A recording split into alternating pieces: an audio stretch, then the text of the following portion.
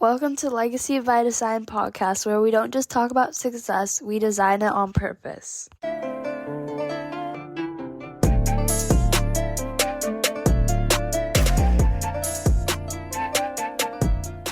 Welcome to, I think we're at episode 5 of Legacy by Design. Today I am joined by my lifelong friend, the person who's probably known me the longest on this planet, besides my brothers. But anyway, still family. Mr. Paul Bunch, let me see if I got the title right, the President and Chief Creative Officer of River Rock Films. Correct. That is correct. Now, most people understand what the president is, but I love the title. Can you tell what a chief creative officer is? Yes, it's someone who is not qualified to talk about business and sticks to the creative, all of the things that, like, for instance, the writing, the directing, the creative sessions. We sponsor a lot of meetings with young people to engage with creatives. And so it's my job to recruit talent, to engage with talent, not just writers, but musicians, because we always are looking for music for our movies. So my job is to continue to grow as a creative myself, but to bring new talent and to recruit and to help expand the River Rocks network on the creative side. Oh, okay, very cool. Like I said, I love that title. I think I'm gonna steal that title. I'm gonna tell people I'm a chief creative officer. Absolutely, it's a big job, Oh yeah, and I really enjoy it, and I tell people all the time I'm very kind of cautious who I let in to these creative meetings. It's a very tenuous situation. Sometimes if you let let's say a high energy lawyer type who is, high strung on the business side, you let that energy into a creative meeting and you can really kill the vibe. So it's right. something I'm very cautious about. So, that's interesting. You talk about the energy of the room in a creative. And we've talked about Legacy by Design, kind of the idea behind it is to take that level of success of others and use it to put into a new system so that you can move it forward. So tell me, how did you learn that? Because that's not a thing that you just know. You had to have experienced something that kind of just said, oh yeah, we got to do this a little different. So the concept was developed from my previous failures, where I learned over in the early years when I was pitching, or if I was in a writing room, the thing that I noticed about myself was that there were times where I would be on fire and things would come out of me flowing and energetic. And then there were other times where my energy was just crushed, where something about the vibe in the room, when it came around to me to be creative, I had nothing. Like I just wasn't, the faucet was just turned off. And over several years, I began to really take notice of what those situations were that created a negative vibe that literally circumvented that creative flow. And for me, some people, you have to know yourself, right? So some people can survive and still work in what I noticed was that when there was negative, almost like a cutthroat energy where people were kind of combative in the room, I didn't do well. And I also learned that a lot of other artists that I talked to had similar experiences. So I tell the story all the time. My creativity, I describe her as I call her my little ballerina, right? Because if the flow is a loving vibe and we're all being positive, my ballerina will come out and dance on the table in front of everybody. Right. But when she comes out, she looks around and she dips her toe in the water. And if it doesn't feel like a loving, positive environment, she will just go sit in the corner and be like, nope, I'm not dancing today. Right. And so what I've discovered was that that is a common thread throughout a lot of creative people where if the vibe isn't right, they literally are useless in that environment. Yeah. So I became really conscious of curating the environment. And if the wrong, like if the I get very stringent. If somebody's vibe isn't right, if somebody comes in a room and it's killing, I will I will be very blunt about it these days and be like, let me talk to you outside. So I'm very careful with the people we allow into that creative space. And it was just over years of recognizing in myself when those things were, when what the environment was when I was flowing and what the environment was when I was working. And yeah, so that's been a huge learning process. Right. That's awesome that you put it that way because I'm a big systems person, and one of the the tenets of all the things that I talk about is the system that you create, and whatever the outcome is, that's what your system is created to do. Hmm.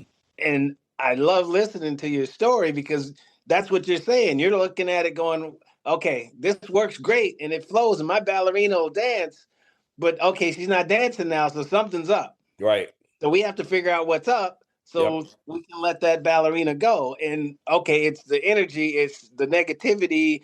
And matter of fact, it's you. And Yes. so my Yes. job, and when you say the story, it sounds like you've taken it upon yourself for the process to protect her and create an environment where she can flow For and be sure. free. Yeah. 100%, Terence. And like it was scary to be honest with you because I can recall times where I was driving away from a meeting going, maybe I'm not cut out for this. Mm, I almost like took those negative moments where it wasn't working as a sign that maybe I'm not able to do this, right? right. And Right. so unless you have an incredible amount of confidence, I suspect there are people, and not just in the creative side, but in all walks of life, who because they didn't do what you're saying is build the system right, Right. they circumvent what their goal is and they maybe walk away from it. I'm scared that might be true. Oh yeah, and I think you're absolutely right. And for you being able to tackle that scary part with the confidence that you did took a while, but knowing that you're doing what you're meant to do gives you a little edge to go, okay, this is what I'm supposed to do. So if this isn't working, then there's something here that needs to be changed because that's right.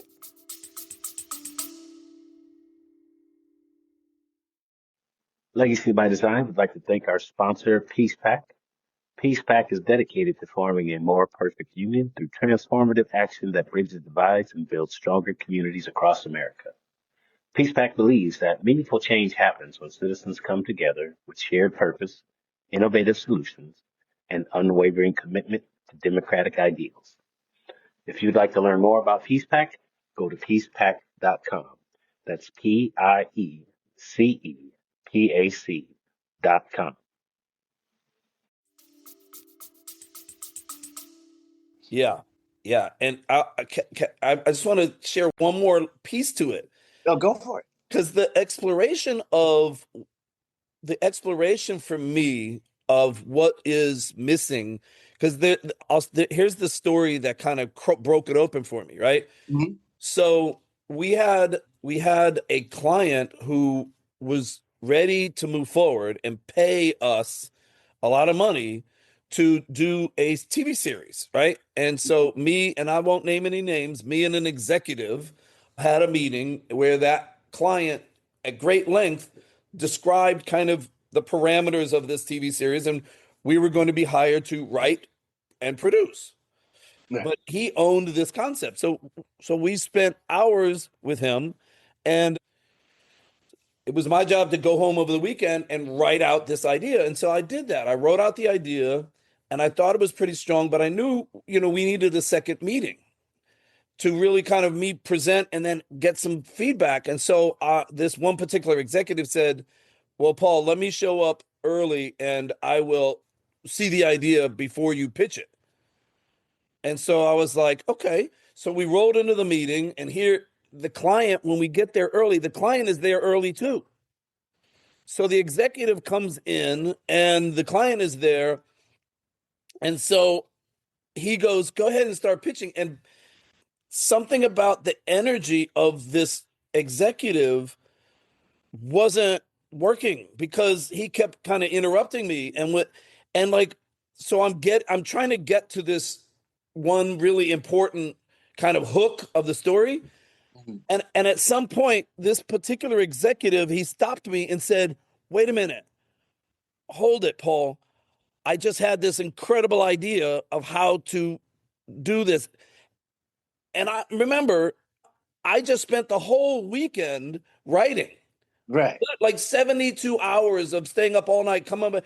And after 5 minutes of me, I haven't really even gotten into the meat of the idea. He cuts me off and thinks, this executive thinks that this idea that just popped into his head is more valuable than all the work I did over the weekend.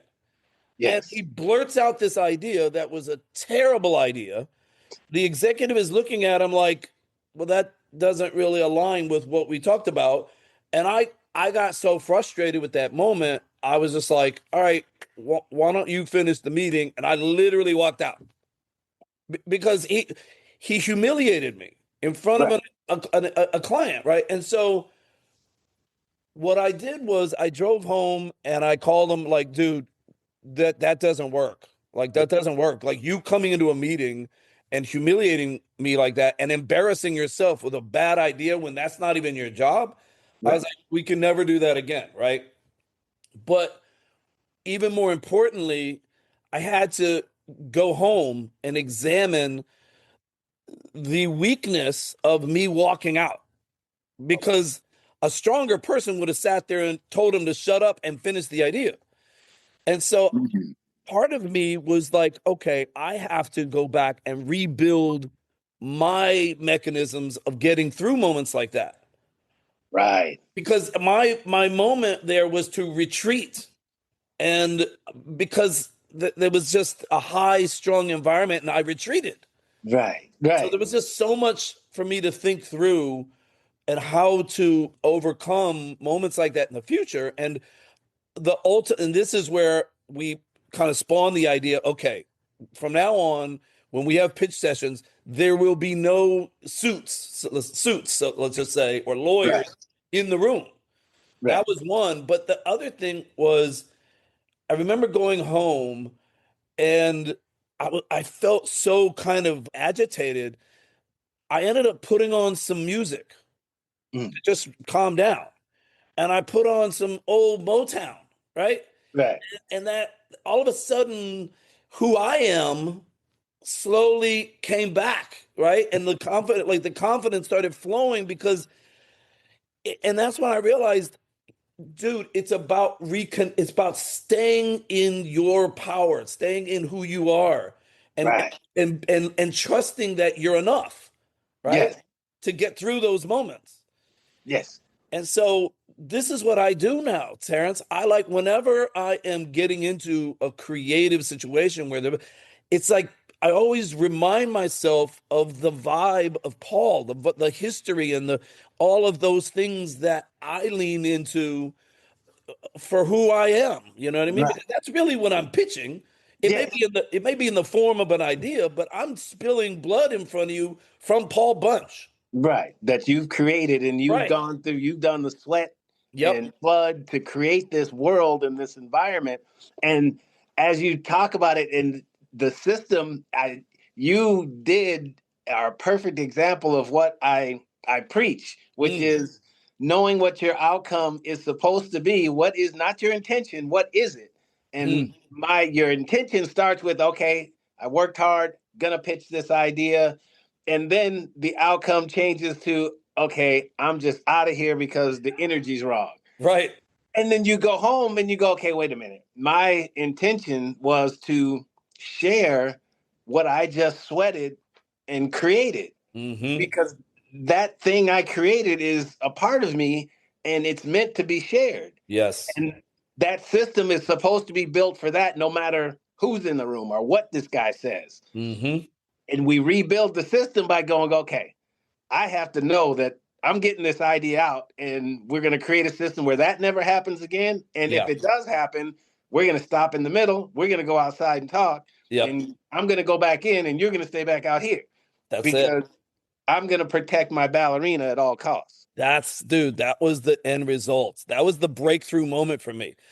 It's like it really needed to be so clear about the situation was so humiliating for me personally, and there was nobody else to blame but me. You know what I mean? Like, I'm saying blame, but like there was no way to You get took the away from. responsibility for it. That's right. It was Right. like this was on me, and I Right. had to figure out if I'm supposed to be the president of this organization, how do I create a scenario that I can share with other people? And so I had to fix myself before I could do it for these other people we were working with, right? And so it Right. was a big, big moment for me. That is, and like I said, that's picture perfect. The idea and the story, and it's always amazing to me how there are significant events that we remember in story form that Mm, just kind of stand out to go, okay, yeah, that's the thing that makes it so that I know what I need to do. right. And being a storyteller yourself, I think it's awesome that you can pick these things out. Now, is there, well, first of all, explain a pitch, because I know Yeah. what that is, but I don't know if everybody knows what that is. Okay, so yeah, you're given a very brief summary of an idea, and you take that and you flesh it out. You create. It always starts with the main character, right? You start with a character, and that character, you ask, what does that character want, and what do they do to get what they want, right? So the need becomes the driving force or the motivation, and then what they do becomes your action beats, right? So it's always just every scene that you write is what does the character want and what do they do to get what they want. So this pitch really comes out of those two. And this is just kind of writing 101, right? Right. And so so you take the idea and you write what's called a synopsis, right? The synopsis has various introduction of the character, introductor of the main need, the main premise of what's going to happen, the action, and then really some 3 or 4 really important highlights that are going to further the journey, create a major obstacle, and then overcome that major obstacle, right? Right. And then you visualize that into what's called a pitch deck, right? The pitch deck is the image of a main character in some high energy moment, and Right. it's a little bit about the background of the character, and then you create some really cool images that kind of talk about the tone. You want to create a tone, like is it an action movie, is it a love story, whatever that is. The pitch Right. deck should immediately visually explain the tone, like what kind of party are you getting invited to, right? Yes. So you combine the synopsis with a pitch deck, and then you walk in and you kind of put it all together verbally and you explain your story. So that's kind of a short version of what a pitch is, right? Okay, cool. And so we owe you about $4.99 for that class. I'll leave a link in the notes. I'll take it. Yeah, man. I love it. I love it. Yeah. So now I know a little bit about the history. Can you give a little bit of your story? Because we kind of just jumped into it. Oh, How you sure. got to where you Yeah. are? Well, I mean, it's funny because you say my story in many ways is our story, Terence. Yes. I mean, me and you grew up in our neighborhood. I still call it our neighborhood, Yes. right? Yes. 35th Street, Western and Jefferson, the 30s, as they called Yeah. Right. it. So yeah, we grew up in basically South Central, and just young men from very similar families. Like your mother and my mother were strong, independent Christian women. Right. And they Yeah. brought us up with some serious rules and a belt. Yes. And I look, man, I love everything about kind of the environment we grew up in, because people forget, they talk about South Central as like the gang territory, and of course we knew gang, but there was gang people in the room, but they forget about the beautiful families. Like 95% of our neighborhood is just beautiful families, like yours and Yeah. mine. Yeah. And so, or the woman across the street, Miss Grisby, who, the old half blind lady who taught me how to play piano and plant, flowers. These type of beautiful people. That's what I think about. But so so yes, growing up in the neighborhood was an amazing experience, and it's reflected in my work. You know what I mean? You'll see people that you recognize in every movie, you know. All Right. right, every story kind of these days in Hollywood, people are very interested in diversity, which is wonderful. But Right. the beautiful thing that I tell people is long before Hollywood was interested in diversity, the first movie I ever made featured a black woman as the lead. So, Right. like, I don't have to check those boxes. Our stories are at River Rock are diverse just because that's who we are, right? And Right. that's how we came up. Yeah. When I think about a party or a family, I see it in my experiences. So I don't have to. I never have to worry about having diverse stories because it's just that's the way I think. But so you remember my father who I grew up in a single family. My mother was our main provider, but my father in his day was a writer director as well. So as I became a teenager, I kind of rekindled a relationship with him, and he did share with me a lot of the early insight. And so I wrote my first screenplay when I was 18 years old, and he became my mentor, giving me notes. My father gave me really, and my father was a very tough kind of mentor. He would tell you if it was trash, and some of the early writing was. But Right. it was very valuable that I had a mentor who cared enough to tell me the truth, right?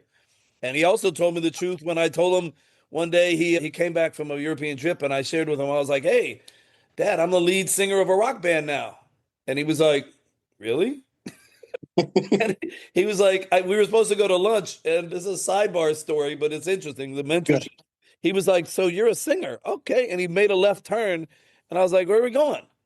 And he goes, "Well, you're gonna sing something for me." So he took me to Debbie Reynolds Studios on Lancashire because Debbie Reynolds was a good friend of his, all growing up and stuff. So we go in, and there's this old Jewish guy at the piano working on some musical, and he goes, "Hey, Sid, can I interrupt for a second?" And he's like, "Sure, we're just taking a break." He goes, "My son is a singer. He's gonna sing something for you." And I'm looking like, "Oh no, this is not gonna go well." So Sid goes, the old guy goes, like, "What do you want to sing?" And I'm like, "What?" He's like, "How about Billy Joel, Honesty?" And I was like, "I think I know it." And he starts playing it. And you remember a bit. He's like, "Honesty." And he goes, "Hold it." And he goes, "Hit this note. Ding." And I'm like, "La, ding, la." And he gets a cigarette, looks at my dad and goes, "Jack, your son is tone deaf." And we walked out of there very quietly, got back in the car and drove for some pizza and it was a quiet drive to the pizza joint. I was mad as hell. I had just been humiliated. And then we sat down, we still didn't say a word at the table. And then finally a pizza came and my dad just looked at me as he was about to take a bite and he was like, "So, you're gonna go back to writing?" And I was like, "Sure." And so, look, mentorship moment, Oh right? yeah. Yeah. He saved me 5 years of pretending I was a Was a singer, singer. and we But went right back to writing. So yeah, that was important. and it also, to me, it plays a part in your ability to find and look for creatives that do music. Oh, yes, yes. Look, it's sad, man. I tell people all the time, I love to sing, but nobody wants to hear it. I don't stop. It doesn't stop me. If Stop you it. put me in a karaoke room with some drinks, you're going to hear some terrible singing. But it doesn't stop me because there's joy. And then like I tell people if there was a genie, who came out of a lamp and said you get one wish about something you could change about yourself, I would go, "Make me sing." Like a cross between Prince and Steve Perry. Sing, right? And so so when I hear talented singers, man, it makes me very emotional Right. because there's nothing, it's kind of like a magical thing to hear Right. somebody just breathing air through their vocal cords and creating this gorgeous something that just moves you to chills. It's a beautiful, almost a spiritual experience for me to hear people really who can sing. Right. Which I is love it. right in line with your creative abilities because the things that you create, and I've seen several of your movies, are the same way. They are works of art, and Thank you. they create emotion, they create thought, they provoke meaning, they Yeah, make you. This is kind of one of my standards when I see creative things. They make you better than you were before you saw it. interesting. Yeah, love that. And Yeah. and that's important. So so I went to I we had some trouble growing up. I started at Loyola High School and got kicked out. Went to Dorsey High School, got kicked out. We won't go into details there, but There was a pattern, though. it was there was some issues. But so and then I found my tribe at Hollywood Professional School. That was like my father's last thing. He was like, "All right, I'm taking you to Hollywood Professional School. Don't get kicked out." Right? Right. So, and that was where, I had to audition, I had to audition there. And so they had all sorts of that was like a creative school, right? And so Right. that was immediately the first thing I did was audition for a play. And I ended up getting the lead of a play. And the other person that I was in the lead with was Tatum O'Neal, the actress who Wow. had just won an Academy Award. So all of a sudden, people were like, dude, you're now in a play with Tatum O'Neal. And I was like, who? I didn't know who she was. Right. So anyway, that was the beginning of this journey, really. And one of the things I love to listen to stories, especially stories that are impactful and that guide us, because I really believe that sometimes we're pushed into our purpose. Yeah, Your dad taking you to that studio right. and Yes. you getting kicked out of these schools, you may think, oh man, how's it? But really, it just moved you to where you were supposed to be. Correct. Because I didn't fit. I didn't fit in. Loyola was such a regimented, like it didn't make sense to me that the teachers at Loyola were so strict, bro. They were like these Jesuit priests. And if and they told me like, because I like to talk, as you can see, right? And they were like, Mr. Bunch, are you having a conversation in the back? And I was like, yes, sir, I am. I was like, my friend here is very interesting. And it didn't work. Who I was didn't work in Right. that In that very, environment. in that environment. And then, Yeah. there was also, you know, I was a little different because I was the white kid from an all black neighborhood, right? Right. And so I used to hang with like my friend Ramey Richard, who was also and like some of the white kids didn't like that. They were like, why is he always with the black kids? And so there was a problem, and you know how these things happen. It got a little messy. So, and they just figured, let's get rid of him. So that I didn't fit. And then at Dorsey, same thing. Well, I had the other end where I don't know if you remember Judy Sanders. Do you remember Judy Sanders? She was the it Yes. girl in our Yeah. neighborhood. I know who you're talking about. So I rolled into Dorsey High School as the only white dude at Dorsey High School, and immediately Judy, who was from our neighborhood, Yeah. started hanging out with me, and all the guys wanted Judy Sanders, and they were like, "Hell no!" Like this dude just came to high school and just because she was the finest cheerleader, she was the it girl. Right. So yeah, that didn't go well. Some of the guys were just like, dude, we need to do something about this kid. So then I like, as they say, I found my tribe when I walked in to Hollywood Professional School, and it was just all these broken kids from, most of the people who went there were people who were engaging in creativity because they didn't fit in the normal high schools, right? Yeah. And so that's where I found my tribe. And Yeah. off we go. Then I took acting classes at Howard Fine Studios, right? Mhm. All the way up to master class. You'll recall I was at the Groundling School of Improv, Yes. in the Sunday Company for 2 years. It started doing, stand up. It's not well. I tried stand up and failed, but then it became sketch comedy. I was with a sketch comedy troupe, and from that sketch comedy, started making short films. And my short films, I never did film school, but for a series of about 5 years there, I made a lot of short films, really trying to hone my craft, right? As, Right. as a young director, and it's not easy for me. Everything kind of takes longer for me to learn just because of who I am. And yeah, one thing led to another. Eventually started making some decent films, won some awards, and that's where things took off. All of a sudden the Kavanaugh family came and met with me, and yeah, so made shot and wrote and direct my first feature film, and then that led to the second feature, which your daughter is in. Yes. Your daughter is talented young daughter is in my second feature. But yeah, man, that it's been a wild ride. But I every morning I get up, Terrence, and I still it's a blessing because I still feel like most of the really amazing stuff is in front of me. You know what I mean? I feel like Yes. there's still a lot of the mountain left to climb. That's what I want other people to recognize, that that is possible. Because I think a lot of times we get so caught up in the survival of life that we forget that that doesn't mean that you can't still serve your purpose and enjoy it and Yeah. be optimistic and creative and help people and all those things.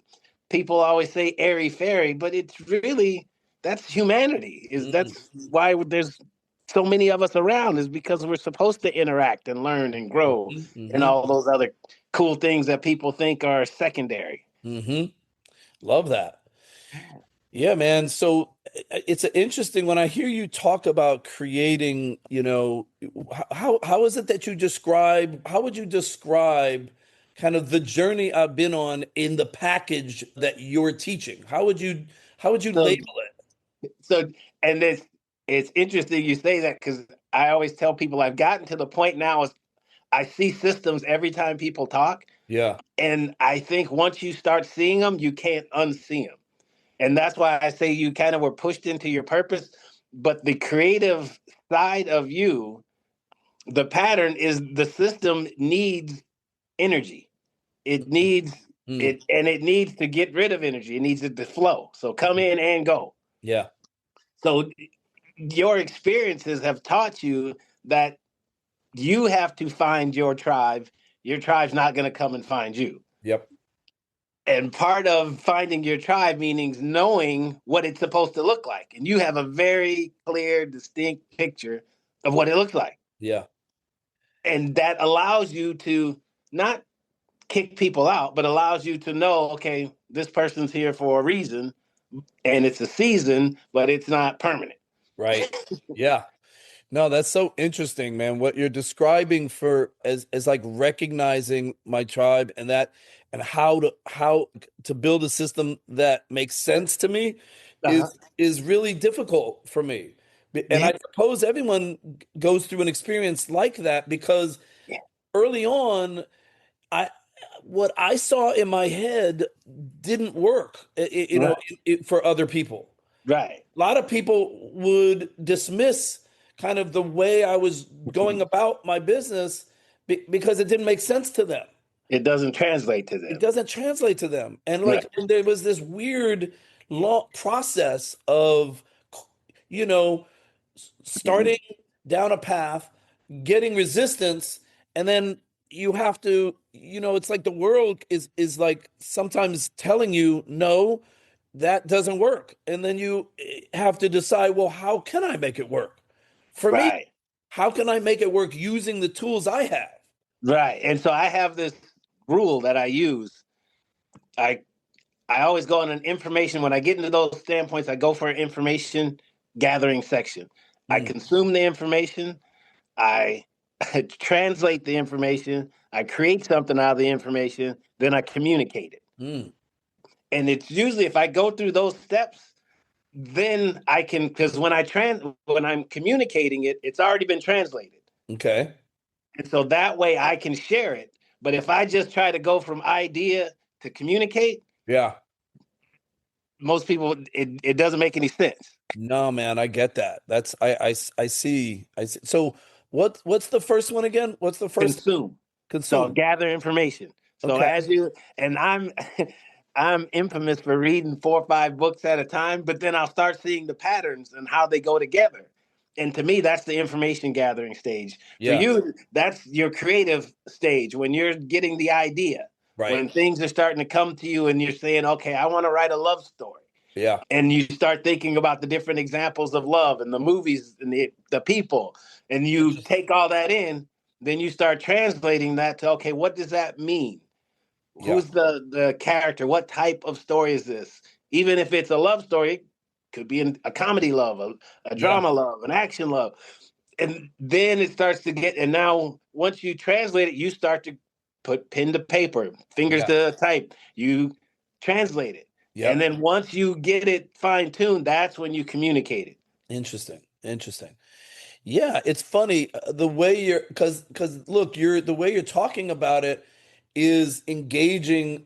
What you just described is how I would create a story, but I think I also relate to what you're saying because it's also how I built the business. Saying Yeah. really what applies Yes. for the character in the story applies for me in real life building the business. And that's the thing with the patterns and the system. It Yeah. doesn't just apply to individuals, it Mm, applies to groups. You can right. look at a Starbucks, you can look at a Burger King. They all have a system. Mm.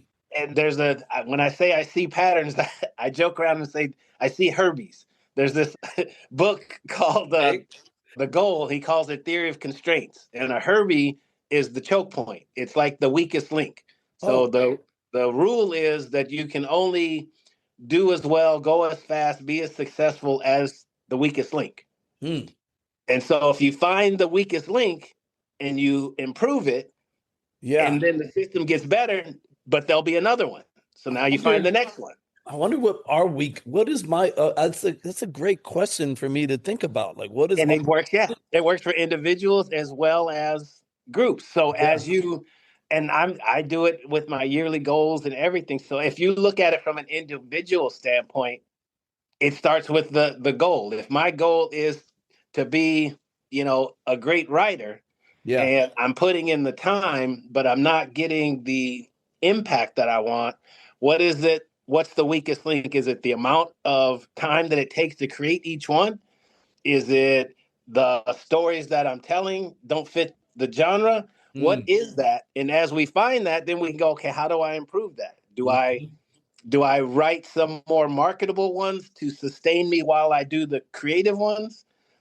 Do I find other talent that can work on these minor ones? And I think of it that way because there's a great thing that Stephen King did where he started selling some of his short stories for $1 Mm. so that kids could get the experience of writing these short films Yeah. and learn the craft and hone their craft. And sometimes but to me, that's just an example of him expanding, knowing that I have all these stories, I can't write them. So let me give somebody else. That's his choke point. Is Interesting. he can't actually write all the stories and ideas that he comes up with. Right. So he makes a vehicle for somebody else to do some of that work. Got it. Got it. Yeah, man, that's a really interesting. I think it's critical to analyze where your weakest what we're like I'm going to give that some additional thought because I think I like, because you have to check in. You have to take the pulse of the patient every once in a while. Yeah. Yeah, and that's part of that's part of the process. And that's what, as you develop and grow, and one of the things that you want to pass on is to make sure that you can do these things so that other people don't have to go through all the, like, I think your vibe story and the energy story, now that you know that, the people you teach, they don't Mm, have to figure that out. right. You can tell them, hey, you're going to get into situations where the energy is going to be off, Right. and you're going to have to be able to figure out what that thing is and Yeah. set the stage beforehand so that everybody knows and is on the same page that this is a creative process. The business process we'll take care of later, Hmm. but this is a creative process. And when we're doing the creative process, we don't scare the ballerina. No, no, no. Dude, that's like that has become a mantra. Like everybody at River Rock talks about, uh-oh, Paul's ballerina is cooking. I'm Yeah. not kidding. She's on fire. It's like, yeah, that's a funny thing that is shared often. But like, yeah, I feel like what you're describing is something I need to circle back to again and just see if we can get better. See where are there any choke points right now that I'm not aware of? It's a worthy time spent. Yes. Yeah. And it's it's exciting once you see it. Like, and one of my things is once you see it, you can't unsee it. Mm. And you'll start seeing it in more and more places. The movie, like I see people say, I see dead people. Yeah. I see patterns and I see Mm. Herbie. There's people talk and I'll watch something on the news or I see this. The choke points just pop out to me. So Wow. it's something that as you do it more and more, you get to see, oh, that's what it is. You can put your finger on it. And once you put your finger on it, now you can make a choice. You can Yeah. either say it's there and I want it there Yeah. because I want to have this safe zone, or okay, let's dive in there. Let's figure it out. Yeah. Let's fix it. Yeah. One of the things I was dealing with the other day was, and I guess this is a question for your, like, perhaps how might we use your system to get through this scenario? And what I was describing to my team was there's this fine line where, when you're putting a particular idea, let's say, and I won't go into the specifics of the idea, but so there was this one particular idea that I was working on, and we pitched it a couple times, and we didn't get the right response that I was looking for, right? And the conversation was, well, maybe we should set that idea aside and pitch them something different. And I was like, in my gut, I was like, but I know this is a good idea. And Okay. and I was I was trying to measure where how much faith do you have in your gut, as opposed to when do you shift and move on when your gut is screaming, no, trust your instincts, trust your instincts. And can your instincts be wrong? It's a diabolical scenario. I don't think your instincts can be wrong, but the goal can be miss. It could be a different goal Yeah. that changed. But when I hear somebody say that my gut tells me, my first question goes to my mind is if you're in a room with collaborators Yeah. and people talk about moving on, I ask, what if you shut the door?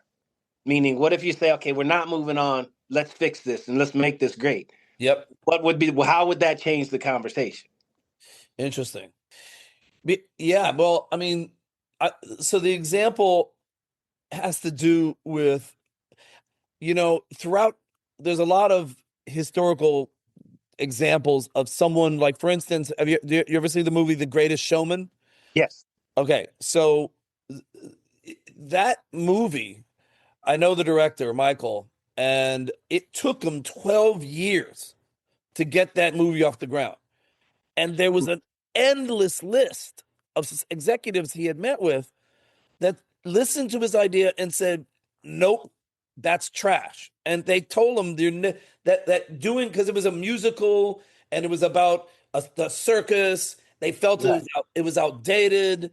They felt that he didn't have the chops to do a big musical. No one's ever going to pay some unknown director to do a musical.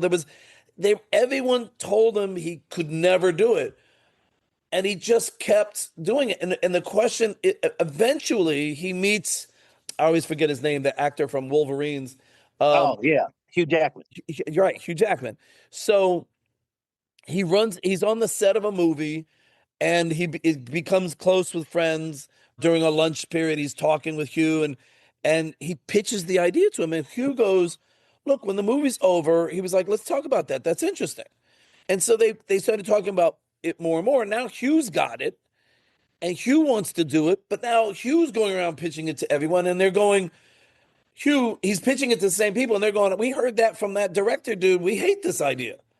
Right. But someone like Hugh and this dude, once you found two people together, they were like, "Forget everybody else.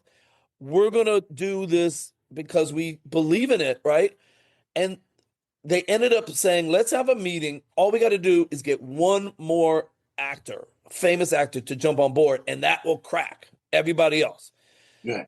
So they invited this director and Hugh Jackman invited the actress Zendaya to lunch. And Hugh called her and told her just a little bit about the idea. And originally she said, "Oh man, I love you, Hugh, but I'm going to pass." And he was like, "Why?" And she was like, "Because I just came." This was when she was just coming out of her Nickelodeon Shake It Up and all that. And she wanted to be known as a serious actor. She didn't want to do a musical. Yeah. And he goes, "Do me a favor, just come to lunch. Just come to lunch." Yeah. And so she agrees, but in her mind, she's just gonna show up and say no. She's just being nice. Yeah. So the director said, "I have an idea.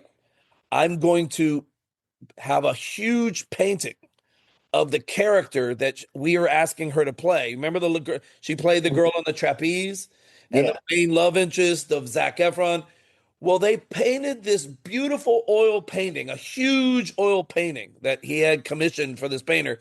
And it's the moment where she's on the trapeze and it comes up to the balcony and her eyes first meet Zac Efron and her hands are out like this. So they paint her Mm-hmm. and they put it at the entrance of this lunch meeting. And so she's walking up. And when she walks in, she stops and she sees a painting of herself in the role on Yeah. oil. And oil paintings are just pure soul, right? It's Yeah. emotion. And she looked at this and almost started crying and went in and goes, "Okay, I'm in." And now the three of them, finally, there's a third person. They go to those executives and go, "We're making this movie." And the executives finally were like, "What do they see that I don't see?" But all right. And they caved. One executive caved.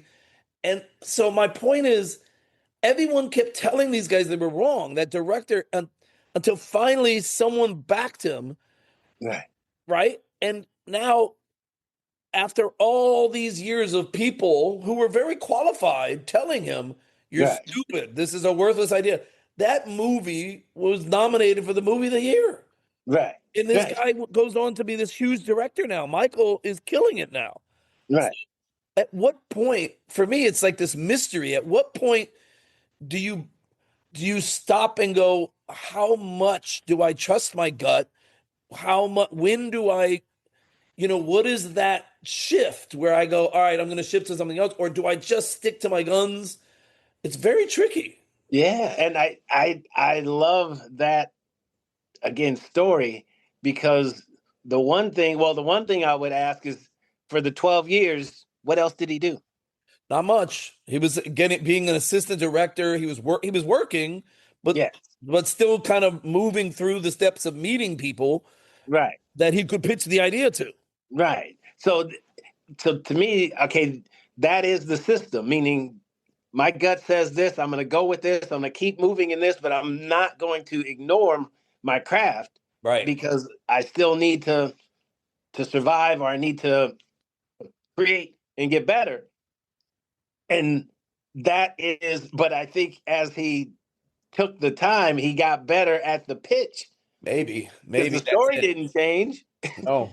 But him getting the idea of the oil painting and putting it there and Yeah. getting someone who knows to me, that is the system that Interesting. is evolving.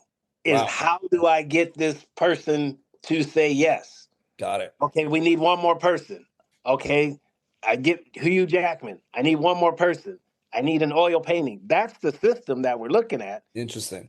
His gut never changed, but his system on how to get that outcome Yeah. evolved. Right. Interesting. Yes. Okay. Everything comes back to the system, baby. Yeah, it is. And it's like I said, I can't not see it, but it's a simplified version, but everything and I start looking at it, it's almost like a solar system Mm. because every individual system plays out in a bigger system, be it your job, be it your relationship, and they're all on top of each other, existing and Got orbiting. it. Got it. And the driving factor, the filter that makes that system run is your purpose. And the clearer you are with that, the easier it is to change the system. Because a lot of the times, I think the problem happens when we change the system and it's not in alignment with our purpose. Meaning, I just got to go make some money. So I'm going to go over here on this corner and I'm going to sell this stuff. Yeah. I get money so I can provide for my family. Well, yeah, but that's not who Yeah. you're built to be. So when you get beat down or thrown in jail, you're like, oh, damn, why this always happened to me? Yep. Because you're going outside of your purpose to do something that's legit, Yeah. but that's not in alignment with who you are. Right. That'd be Right. like you going back into construction so Yeah. that you can save up some money. Yeah, but you're going to be miserable. Yeah. Got it. Got it. Crazy. Very, very good stuff, man. I loved it. Very good stuff, Terence. Yeah, and you do, and I. One of the things I was thinking about when I was talking to you is you do it every day. That's what your stories are. You're creating systems for every person. You create a system for them to exist. It's amazing. Amazing. Yeah. Yep. I love it. Love Yeah. it. All right. All So right, brother. excuse me, what a great time. And actually, I'm going to seriously engage in some additional thoughts about how I can use this for things that we're dealing with today, because Yeah. it's very useful long term and short term. Yes, and that's the goal for it. And I Yeah. want it to be something that people can utilize, not just in their own lives, but because it works for businesses. I mean, if Yeah. you have a business or if you work in a business, you can look at it and go, man, this system's messed up. Yeah.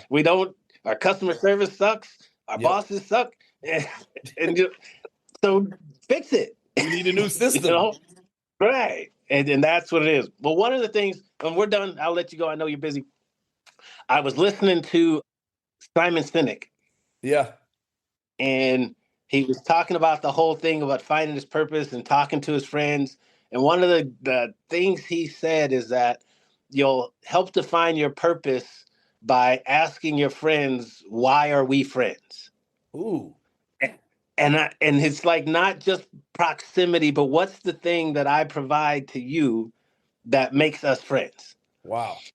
And so the thing that I wanted to give you as a gift, because I started thinking about that, and the thing that came up for me all the time is when I think about our friendship, is you provide a home base for me. Amen.